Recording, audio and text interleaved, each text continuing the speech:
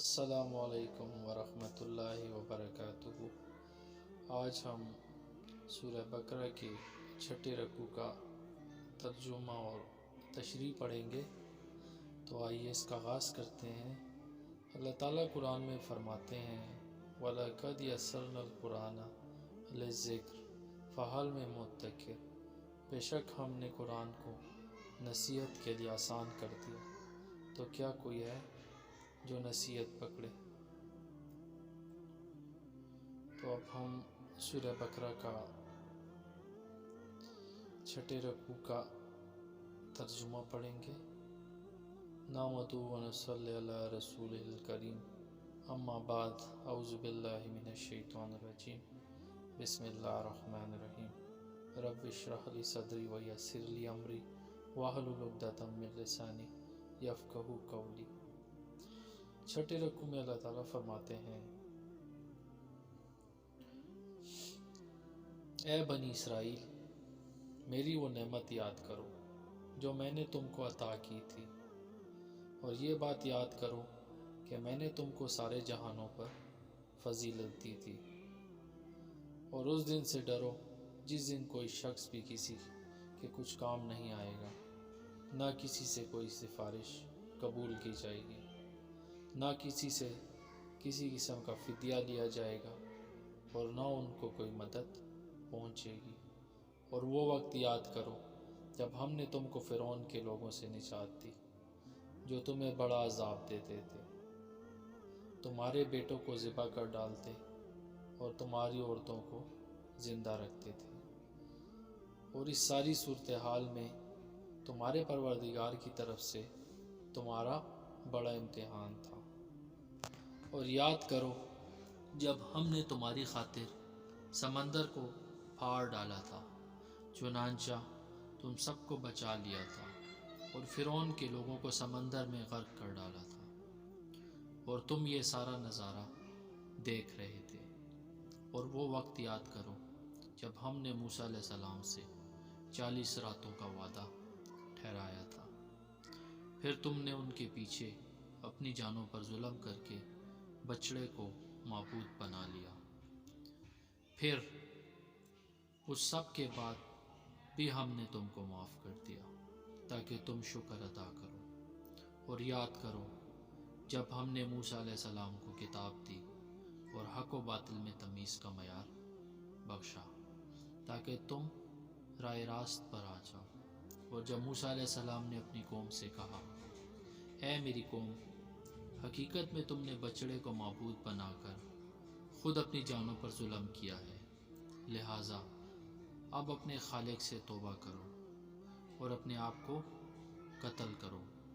तुम्हारे खालिक के नज़दीक यही तुम्हारे हक़ में बेहतर है। इस तरह अल्लाह ने तुम्हारी तौबा कबूल कर ली। बेशक वही है जो इतना माफ़ करने वाला, इतना रहम करने वाला है। और जब तुमने कहा था, ए मूसा अलैहिस्सलाम, हम उस वक्त तक हरगिज़ तुम्हारा यकीन नहीं करेंगे जब तक अल्लाह को हम खुद खुली आँखों से ना देख लें। नतीजा ये हुआ कि कड़के ने तुम्हें इस तरह आ पकड़ा कि तुम देखते रह गए। फिर हमने तुम्हें तुम्हारे मरने के बाद दूसरी ज़िंदगी दी ताकि तुम शुक्रगुजार बनो। और हमने तुमको बादल का साया अता किया और तुम पर मनो सलवा नाजिल किया, और कहा कि जो पाकीज़ा रिज़्क़ हमने तुम्हें बख्शा है, शौक़ से खाओ। और ये नाफरमानियाँ करके उन्होंने हमारा कुछ नहीं बिगाड़ा, बल्कि वो ख़ुद अपनी जानों पर ही जुल्म करते रहे। और वो वक्त भी याद करो जब हमने कहा था कि इस बस्ती में दाखिल हो जाओ और इसमें जहाँ से चाहो जी भर कर खाओ, और बस्ती के दरवाज़े पर झुके सरों के साथ दाखिल होना, और ये कहते जाना कि या अल्लाह, हम आपकी बख्शिश के तलबगार हैं। इस तरह हम तुम्हारी ख़ताएँ माफ़ कर देंगे और नेकी करने वालों को और ज़्यादा सवाब भी देंगे। मगर हुआ ये कि जो बात उनसे कही गई थी, ज़ालिमों ने उसे बदल कर एक और बात बना ली।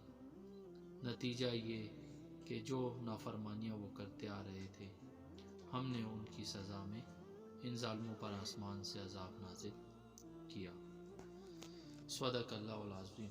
شکر الحمدللہ، یہ ابھی ہم نے سورہ بقرہ کے 6 رکوع کا ترجمہ پڑھا اور اب ہم اس کی تشریح پڑھیں گے۔ فرعون مصر کا بادشاہ تھا جہاں بنی اسرائیل بڑی تعداد میں آباد تھے اور فرعون کی غلامی میں دن گزار رہے تھے۔ فرعون کے سامنے کسی نجومی نے یہ پیشن گوئی کر دی کہ اس سال بنی اسرائیل میں ایک شخص پیدا ہوگا جو اس کی بادشاہی کا خاتمہ کر دے گا۔ یہ سن کر اس نے یہ حکم دیا کہ اسرائیلیوں میں جو کوئی بچہ پیدا ہو اسے قتل کر دیا جائے، البتہ لڑکیوں کو زندہ رکھا جائے تاکہ ان سے خدمت لی جا سکے۔ اس طرح بہت سے نوزائیدہ بچے قتل کیے گئے، اگرچہ حضرت موسیٰ علیہ السلام اسی سال پیدا ہوئے، مگر اللہ تعالیٰ نے ان کو محفوظ رکھا۔ اس کا مفصل واقعہ سورہ طٰہٰ اور سورہ قصص میں خود قرآن کریم نے ذکر فرمایا ہے۔ اس کا واقعہ بھی مذکورہ بالا 2 صورتوں میں تفصیل کے ساتھ آئے گا۔ حضرت موسیٰ علیہ السلام سے اللہ تعالیٰ نے یہ وعدہ فرمایا تھا کہ وہ کوہ طور پر اگر 40 دن اعتکاف کریں تو انہیں تورات عطا کی جائے گی۔ چنانچہ حضرت موسیٰ علیہ السلام کوہ طور پر تشریف لے گئے۔ ان کی غیر موجودگی سے فائدہ اٹھاتے ہوئے سامری جادوگر نے ایک گائے کا بچڑا بنایا اور بنی اسرائیل کو اسے معبود قرار دینے اور اس کی عبادت کرنے پر آمادہ کر لیا، اور اس طرح وہ شرک میں مبتلا ہو گئے۔ حضرت موسیٰ علیہ السلام کو اطلاع ہوئی تو وہ گھبرا کر واپس تشریف لائے اور بنی اسرائیل کو توبہ کی تلقین فرمائی۔ اس توبہ کا ایک حصہ یہ تھا کہ بنی اسرائیل میں سے جو لوگ اس شرک میں ملوث نہیں ہوئے تھے وہ ملوث ہونے والوں کو قتل کریں۔ چنانچہ ان کی ایک بڑی تعداد قتل کی گئی اور اس طرح ان کی توبہ قبول ہوئی۔ یہ واقعات انشاءاللہ تفصیل کے ساتھ سورہ اعراف اور سورہ طٰہٰ میں آئیں گے۔ جب حضرت موسیٰ علیہ السلام کوہ طور سے تورات لے کر تشریف لائے تو بنی اسرائیل نے ان سے کہا کہ ہمیں کیسے یقین آئے کہ واقعی اللہ نے ہمیں اس کتاب پر عمل کرنے کا حکم دیا ہے۔ شروع میں ان پر حجت تمام کرنے کے لیے انہیں اللہ تعالیٰ نے براہ راست خطاب فرما کر تورات پر عمل کا حکم دیا، مگر وہ کہنے لگے کہ جب تک ہم اللہ تعالیٰ کو آنکھوں سے نہ دیکھ لیں گے ہمیں یقین نہیں آئے گا۔ ان کے اس گستاخانہ طرز عمل پر ایک بجلی کے کڑکے نے انہیں آ گھیرا اور وہ بعض روایات کے مطابق مر گئے اور بعض کے مطابق بے ہوش ہو گئے۔ پھر اللہ تعالیٰ نے انہیں دوبارہ زندگی دی۔ اس واقعے کی تفصیل بھی انشاءاللہ سورہ اعراف میں آئے گی، جیسا کہ سورہ مائدہ میں آئے گا۔ بنی اسرائیل نے جہاد کے ایک حکم کی نافرمانی کی تھی جس کی پاداش میں انہیں صحرائے سینا میں مقید کر دیا گیا تھا، لیکن اس سزایابی کے دوران بھی اللہ تعالیٰ نے انہیں جن نعمتوں سے نوازا یہاں ان کا ذکر ہو رہا ہے۔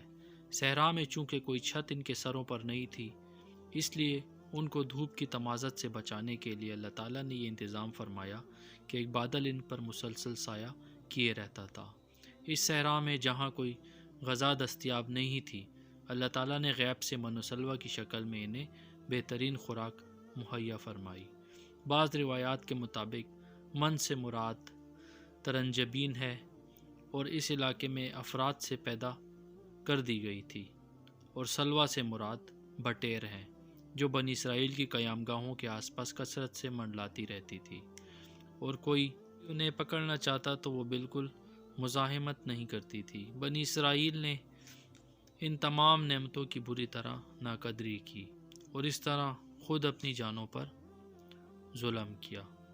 اس صحرا میں رہتے ہوئے جب مدت گزر گئی اور بنی اسرائیل من و سلوہ سے بھی اکتا گئے تو انہوں نے یہ مطالبہ کیا کہ ہم ایک ہی قسم کے کھانے پر گزارا نہیں کر سکتے، ہم زمین کی ترکاریاں وغیرہ کھانا چاہتے ہیں۔ ان کا یہ مطالبہ آگے آیت نمبر 61 میں آ رہا ہے۔ اس موقع پر ان کی یہ خواہش بھی پوری کی گئی اور یہ اعلان فرمایا گیا کہ اب تمہیں صحرا کی خاک چھاننے سے نجات دی جاتی ہے۔ سامنے ایک شہر ہے، اس میں چلے جاؤ، لیکن اپنے گناہوں پر ندامت کے اظہار کے طور پر سر جھکائے ہوئے اور معافی مانگتے ہوئے شہر میں داخل ہونا، وہاں اپنی رغبت کے مطابق جو حلال غذا چاہو کھا سکو گے۔ لیکن ان ظالموں نے پھر ضد کا مظاہرہ کیا، شہر میں داخل ہوتے ہوئے سر تو کیا جھکاتے، سینہ تان تان کر داخل ہوئے، اور معافی مانگنے کے لیے انہیں جو الفاظ کہنے کی تلقین کی گئی تھی ان کا مذاق بنا کر ان سے ملتے جلتے ایسے نعرے لگاتے ہوئے داخل ہوئے جن کا مقصد مسخرہ پن کے سوا کچھ نہ تھا۔ صدق اللہ العظیم۔ الحمدللہ آج ہم نے سورہ بقرہ کے 5ویں رکوع کا ترجمہ اور تشریح پڑھی۔ اللہ تعالی ہمیں اس پر مکمل طور پر عمل کرنے کی توفیق عطا فرمائے۔ اور میرے دوستوں، بھائیوں اور بزرگوں، اس ویڈیو کو زیادہ سے زیادہ شیئر کریں تاکہ زیادہ سے زیادہ لوگوں تک یہ ویڈیو پہنچ سکے اور اس ویڈیو کا فائدہ سب کو پہنچ سکے۔ اگلے سبق تک اپنا خیال رکھیں۔ اللہ حافظ۔